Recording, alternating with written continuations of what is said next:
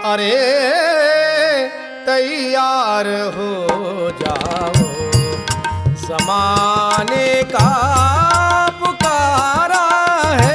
वर्ग 7वा साऊ परमपूज्य श्री गुरुदेव आणि यांच्या आदर्श होळीतील वंदन सोहळ्यानिमित्त उपस्थित माझे सर्व विद्यार्थी मित्र, गुरुजन, उपस्थित मान्यवर मंडळींना माझा जयगुरु.